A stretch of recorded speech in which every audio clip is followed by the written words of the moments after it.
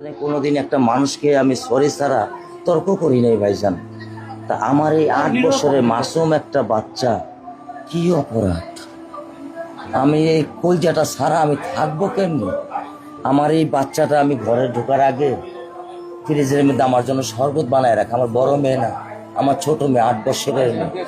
বাবা শরবত ছবি এখানে লাগাই রাখছে, বাবা তুমি আমাকে নিয়ে যাবা। আমি বলছি আল্লাহ, বাবা তুমি আল্লাহর কাছে যাও, আমার তো নেওয়ার দিয়ে যাওয়ার ক্ষমতা নাই। আমার মেয়ে আল্লাহর কাছে চলে গেছে, আমার মেয়ে আল্লাহর কাছে চলে গেছে। আমার মাসুম এই বাচ্চাটা কি অপরাধ করছে নির্মম ভাবে আমার বাচ্চাটাকে হত্যা করলো? কি আমার ক্ষতি, কি আমার অন্যায়, কি আমার দোষ?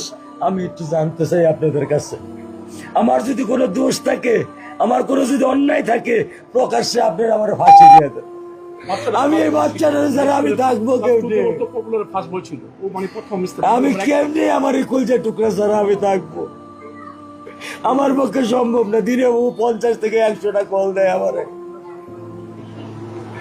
বাবা তুমি কখন আসবা, বাবা তুমি কখন আসবা, বাবা তুমি কখন আসবা।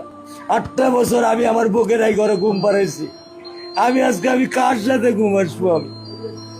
আমি কি দিয়ে মনে সান্ত্বনা দিব? আমার অপরাধ কি?